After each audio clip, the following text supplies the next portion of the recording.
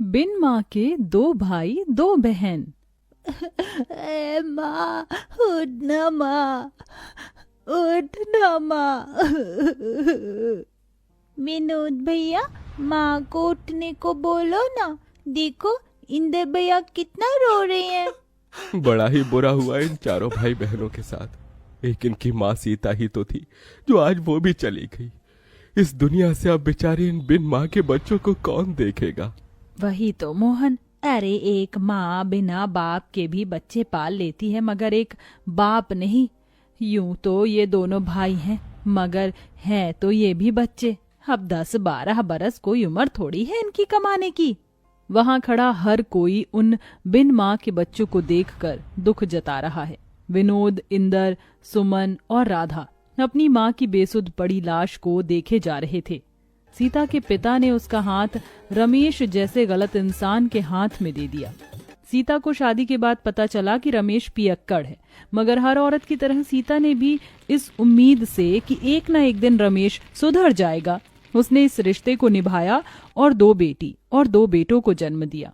सारा जीवन दुख उठाकर उसने भरसक उन्हें पालने की जिम्मेदारी उठाई, मगर उसका कमजोर शरीर जरूरत से ज्यादा मेहनत करने की वजह से कई बीमारी में घिर गया और आज सीता इस दुनिया में नहीं रही। विनोद ने डबडबाई आंखों से अपनी माँ के शव को देखकर कहा, इंदर भाई, माँ का अंतिम संस्कार करना है। दोनों भाई अर्थी उठाए शमशान घाट लाकर अंतिम संस्कार करते हैं।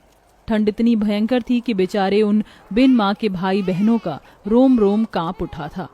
दुधमुही राधा चिता को जलता देख बस रोए जा रही थी।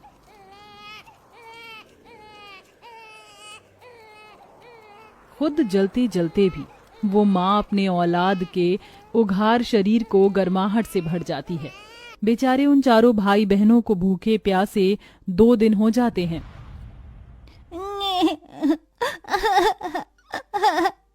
अले ले ले, चुप हो जा राधा, तू तो भैया की प्यारी बहन है ना। भैया, राधा को दूध पीना है, वो भूख से रो रही है। बस अब मैं मेरी दोनों बहनों को ऐसे भूखा नहीं देख सकता।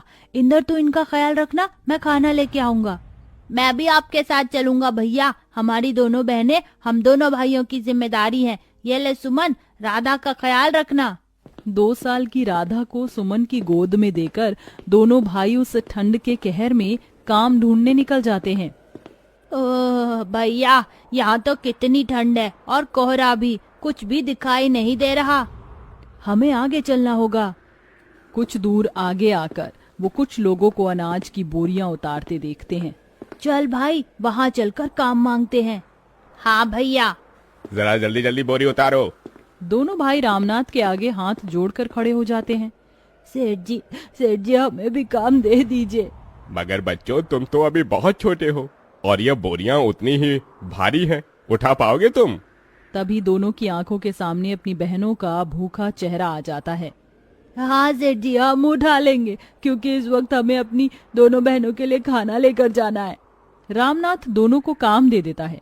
ठंड में बोझा ढोके खाना लिए वो घर जाते हैं और अपनी बहनों को पेट भर कर खिलाकर खुद भूखे सो जाते हैं।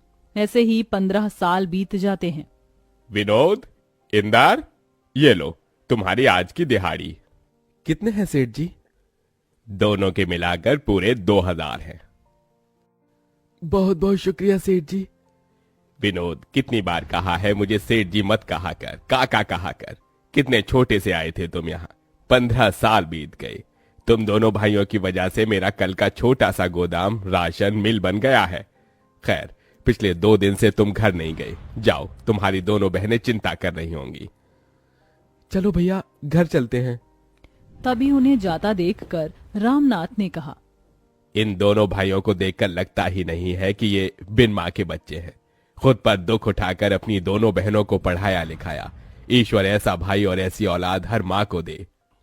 राधा, सुमन, कहाँ हो हमारी प्यारी बहनों? विनोद भैया, इंदर भैया, कहाँ थे आप? आप दोनों को देखो तो, मुंह कैसे मुरझाया हुआ सा है। अरे वो सब छोड़ो और ये देखो, हम तुम दोनों के लिए क्या लाए हैं। क्या लाए हैं भैया? अरे ये तुम दोनों के लिए दो दो जोड़ी सूट और ये स्वेटर। भैया इसकी क्या जरूरत थी, कितनी ठंड पड़ रही है और आप हर दिन ऐसे ठिठुरते हुए जाते हैं काम पर। हर बार हम दोनों बहनों के बारे में सोचते हैं, अपने तन पर एक जोड़ी स्वेटर भी नहीं खरीदते। आप नहीं जानते भैया, आप दोनों जब कांपते हुए काम पर जाते हैं ना तो हमें बहुत दुख होता है। कहते कहते सुमन रो देती है। अरे पगली रोती क्यों है? तुझे पता है तुम दोनों हमारे जिगर का टुकड़ा हो। हम तुम्हारी आंखों में आंसू नहीं देख सकते, इसलिए तुम्हारे गरीब भाई खुद ही दुख उठाते हैं। तभी डबडबाई आंखों से राधा कहती है, भैया फिर कभी खुद को गरीब न कहना, सच कहती हूँ ये हमारी तकदीर है जो आप दोनों हमारे वीर हैं। आप दोनों की परछाई में हमने हमेशा माँ को देखा है। आज भी याद है हमें, मुझे और सुमन दीदी को पेट भर खिलाने के लिए आप दोनों कैसे भूखे रह जाते थे, हमें पढ़ाया लिखाया। भैया अब आप दोनों शादी कर लीजिए। नहीं सुमन, जब तक तुम दोनों का घर नहीं बस जाता तब तक हम भाई शादी नहीं करेंगे। तभी दारू के नशे में धुत रमेश घर में घुसा। विनोद चल मुझे पैसे दे, मुझे दारू पीना है। शर्म नहीं आती आपको? आपकी इसी दारू की आदत की वजह से हमारी माँ दुनिया से चली गई और हम बिन माँ के हो गए। चले जाओ यहाँ से। ऐसे ही दिन बीतते गए और दोनों भाई राधा और सुमन के लिए रिश्ते देखने लगे। फिर एक दिन बड़ी सी गाड़ी उन बिन माँ के गरीब भाई बहन के द्वार पर आई। आइए वसुंधरा जी, मुझ गरीब भाई की कुटिया में आपका स्वागत है। इंदर जाकर राधा और सुमन को ले आ। वसुंधरा दोनों की सादगी देखकर उन्हें पसंद कर लेती है। विनोद, मुझे तुम्हारी बहनें पसंद है, तुम बस शादी की तैयारी करो, मैं जल्दी अपने बेटों की बारात लेकर आऊंगी। माँ जी मेरी आपसे एक विनती है। आप तो जानती हैं हम दोनों बिन माँ की बेटियां हैं। हमारे भाइयों ने बड़ा दुख उठाकर हमें पाला है। हमारे भाई दहेज नहीं दे पाएंगे। ये सुनकर दोनों भाइयों की आंख से आंसू छलक जाता है। बेटी मुझे कोई दहेज नहीं चाहिए, चलती हूँ। ऐसे ही दिन बीतते हैं। इधर शादी का दिन पास आया है तो वहीं ठंड कई गुना बढ़ जाती है। भैया आज आपकी तबीयत बिल्कुल ठीक नहीं लग रही है। हाँ भैया, लगता है आपको ठंड लग गई है, आज आप आराम कीजिए। नहीं इंदर, अभी बहनों की विदाई के लिए पैसे जोड़ने हैं, मैं घर पर नहीं बैठ सकता। ये कहकर उतनी ठंड में भी विनोद काम पर चल देता है। अब वह दिन भर बोरी ढोते और फिर बचे वक्त में जूते साफ करते तो कभी मलबा ढोते। अब शादी की रस्म भी शुरू हो जाती है। राधा सुमन को हल्दी मेहंदी लगाने लगती है। भैया कल इसी वक्त हमारे आंगन में बहनों की बारात आएगी। ये हम दोनों भाइयों का कितना बड़ा भाग्य है ना भैया, जो अपनी बहनों का कन्यादान हम करेंगे। हाँ इंदर।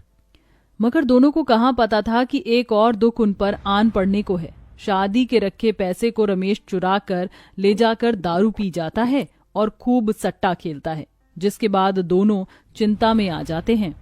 भैया पैसे तो है ही नहीं। हे भगवान, कितनी मुश्किल से कर्ज उठाया था शादी के लिए, अब ऐन मौके पर कौन देगा ऐसे पैसे।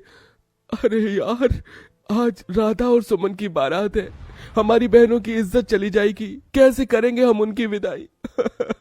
माँ तेरे दोनों बेटे हार गए माँ। दरवाजे पर खड़ा रामनाथ ये सुन लेता है और फौरन पैसे मंगवा कर उन्हें दे देता है।